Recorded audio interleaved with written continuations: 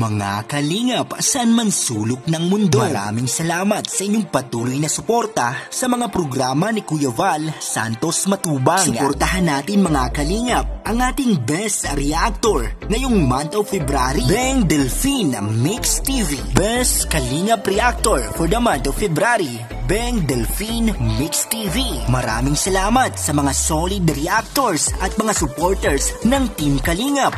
Suportahan natin Val Santos Matubang at ang buong Team Kalingap. Mapagpalang araw mga kapatid, mga Kalingap! Ayan, at sinashoutout ko rin ang founder ng Kalingap na walang iba kundi si Kuya Val Santos Matubang, Kalingap Rob, and of course, Ate Idna Vlog, no? So, welcome back to my YouTube channel mga kapatid, mga Kalingap, mga ka-react dyan, no? So, bago tayo magbibigay ng opinion reaction patungkol po dito sa video na aking ipapakita, no, sa mga ganap dito sa loob ng Kalingap. Yes guys, no, so bago ang lahat, ayan, isa-shoutout ko na muna yung aking mga kasamahan dyan na mga reactors sa Karipa, especially po sa aming president, walang iba kundi si Berador. Ayan guys, pakisuportaran din po natin ang ating mga kasamahan ng mga charity vlogger na na-assign po sa iba't ibang landing pads ng Kalingap. Ayan, J. Morillo Vlogs, Kalingap Leja, Maramara 77, Bilyones Mix TV, Kalingap Husit, Kalingap Tatay Papsi, Joey the Great, kasama ang kanyang team Waraynon, and of course ang mag-asawang Mick Agnes Vlog. So, pakisama sa inyong suportaran guys, Kayaka Pandi, Rich Falcon, and Gabi Sera, and Kalingap Nico, no, yung ating Indiano na Kalingap partners, no, na naglilingap doon po sa kanilang lugar sa India. Yan, wag na tayo mag-skip ng ads guys para makatulong po tayo sa kanilang mga tinutulungan. And of course, ayan, panoorin muna natin to guys, ang aking video clips na ipapakita sa inyo. Kung ano ang inyong masasabi dito, ayan, open ang comment section, no, sa inyong mga opinion dyan. So tara, panoorin natin to. Ayan, so nagka-issue tayo sa sponsor na Rina, no? Sa grupo ni Rowan Name, kasi yung mga binawi sa atin, yung para sa pabahay. Kaya ngayon, yung iba kasi, ito papakita ko po sa inyo yung ibang resibo na hindi ko pa nakukuha.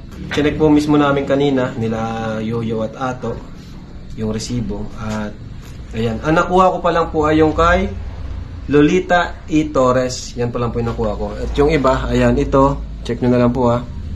Yan. Di ko pa po yan nakukuha. Pangalanan ko. Si Agaben, sender Agaben, then Absender. Yan. Di ko pa po yan nakukuha. Tapos yung kay Rosemary ba to? Sino tong sender nito? Rosemary ata, Rosemary Escosura. Since di ko pa nakukuha yan, tapos ito pang isa, Sofia Maulana. Yan, di ko pa nakukuha. Since binabawi naman po, di ko na po kukunin. Babalik naman yan sa owner, di ba? Ay, sa nag-sender, ano bro? Opo, babalik naman po sa sender. Kasi binabawi, di ko na kukunin. Ito naman nakuha ko kay Lolita Torres. Bibigay ko na po ito kay Reyna. Kung gusto niyo pong bawiin, kontakin niyo po si Ate Roda. Total, ay para kay Reyna naman po talaga ito. Itong magkano to? Ayan, 10,740, so, or 11,000 na pong bibigay ko. Ayan. Saka, wag po tayong masanay na gano'n, na magbibigay tayo tapos babawiin natin. Unang-una, di naman po kami naghingi sa inyo.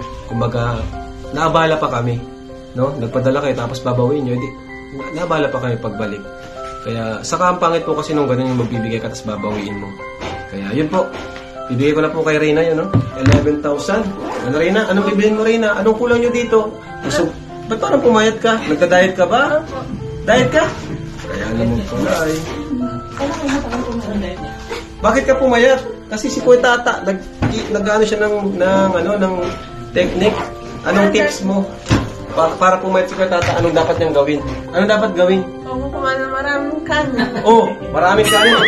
Kasi kinakain ng kanin. Ano pala po na? Welcome back, Kuya Tats.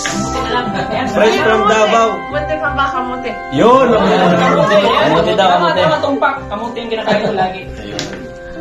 One, So, bibigyan ko ng kay Ma'am Lolita Torres, ano? 1, 2, 3, 4, 5, 6, 7, 8, 9, 10, 11,000 pesos. Kaya pero dyan na lang po kunin kung babawiin nyo, ano? Ganyan na po siya ito na lahat. Sisin sa inyo. Ayan. Anong bibili mo dyan, Reyna?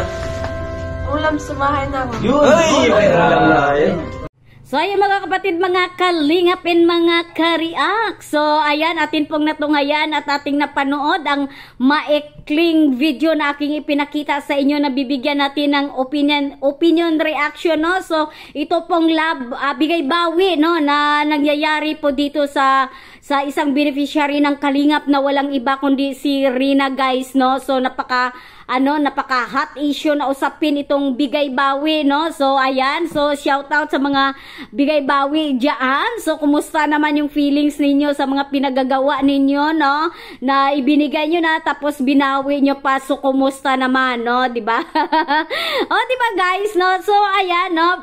In-explain ni Kalinga Prab, no? Sabi niya, mayroon siyang nakuha na hindi pa ayun nga, yung may mga pinadala na hindi pa nakuha, which is, ayun, pinaliwanag niya yun sa kanyang live before sila pumunta ng Palawan. Pero itong mga anti-Kalingap, no, yung mga kumakalaban dito sa Kalingap, no, so halos inaaraw-araw po si Kalinga Prab, no, halos araw-araw pinagsisigawan sa kanilang live na ibalik mo na yung pera na binabawi sa inyo, no? Ayan, nag-aano pa sila ng ng resibo, no? Nakatambil pa, guys, no? So, ayan, no? So, ayan, napanood natin, no? Yung explanation ni Kalinga Prab, no? So, pinakita niya po yung hindi pa nakukuha na pera, no? So, mga ilan yung 3 yata, no? So, sabi niya, hindi niya yung kukunin, no? Total, babawiin naman, no? So, okay naman yung na plano, no, yung desisyon ni Kalinga Prab na wag niya na i-claim yung pera, no, kasi mag-return to the sender naman yun, babalik yun sa sa nagpapadala ng pera, guys. So, ayan, abalahin ni kayo. So, ayan, no, inabala nyo noon yung sarili nyo para ipadala yung pera dito kay Kalinga Prab. So ngayon, abalahin nyo ulit yung inyong sarili para puntahan yung remittance sa pinadalhan nyo at i-claim nyo ulit yung inyong padala. O, diba? Kasi talagang nakaperwisyo kayo, no? Nakakaabala kayo dito kay Kalinga Prab, no? So, ikaw ba naman, no, bigay bawi ka, no, bigay mo, babawiin mo yung pera. So, kung ikaw kaya ang sa pakiramdam mo. Pero guys, sino ba dito ang nakakahiya? Yung binawian o yung bumawi ng ibinigay, no? Diba, guys, no? So, ayun, so may isang na-claim si Kalinga Prab, no, which is ang pangalan nito is Lolita Torres. Ayan, shout out sa iyo, Madam Lolita Torres, no? So, ayan, nakuha ni Kalinga Prab, no, yung pera mo, pero ayan, binigay po doon kay Rina. And of course, kung gusto nyo po mabawi yung pera, so i-PM nyo lang o kontakin nyo si Ruda para mabawi nyo yung pera nyo, no? Di ba, guys, no? So, worth 10,000 plus, pero ayan, binigay na lang ni Kalinga Prab na 11,000. So, binigay niya doon kay Rina. So, tinanong nga si Rina kung anong gagawin niya doon sa pera, no? Sabi nga ni Rina, bibili niya ng ulam sa bahay nila. O, di ba? Marunong, no? Di ba, guys? So, ayun, pinaliwanag na. So, yung mga nag-araw-araw dyan, ayan, shoutout sa inyo dyan, no? So, ito lang yung hindi natin maintindihan, guys, no? Itong mga nagbabawi ng mga ibinibigay nila, no? Sana kung hindi naman bukal sa loob nyo, no, na pagdating ng araw, babawiin niyo yung pera, no? Siguro hindi nasunod yung inyong mga kagustuhan, no? Talagang mayroon talaga ganun, guys, no, na mga sponsor, no, hindi talaga maiwasan niya na porket nakabigay, no, ang gusto nila sila yung masusunod, hindi po masusunod yung vlogger, yung plano ng vlogger, no. So gusto nila sila masunod, siguro ito yung nangyayari, no. And of course, ayan, kinalaban na nila yung binigyan nila ng pera, no.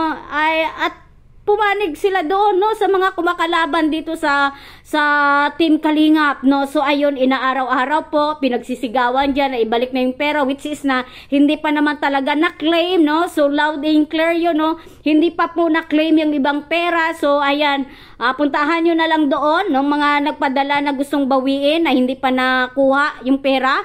So, ayan, puntahan nyo na lang kung saan po kayo nagpadala ng pera dahil hindi na po kukunin ni Kalingap Prab, no? Sabi niya nga, return to the sender na lang yun, no? So, tama naman ang naging desisyon, no? At plano ni Kalingap Prab, no? Dahil, ayan nga, sabi nga ni Kalingap Prab, no? Nakakaabala talaga kayo, guys, no? So, itong ginagawa nyo na bigay bawi, no? Tapos, ayan, tapos ibabali isa sa uli-ulit sa inyo yung pera. So napakalaking perwiso yan sa isang tao, no, yung mga pinagagawa nyo. Nasaan yung utak nyo, no? So sana kung kayo naman nagbigay, no, bigay nyo na yung bukal sa puso nyo, yung buong puso, yung inyong pagtulong, no? So yun, guys, no, klaro na sa lahat, no, sa mga nag-ano dyan, na sumisigaw na ibalik yung pera na binabawi. So ayan na, siguro naman, no, na ayan, bulat na yung inyong mata dyan, no. So tigilan nyo na ito, no, dahil ayan, shout out sa grupo ni Rowiname, no.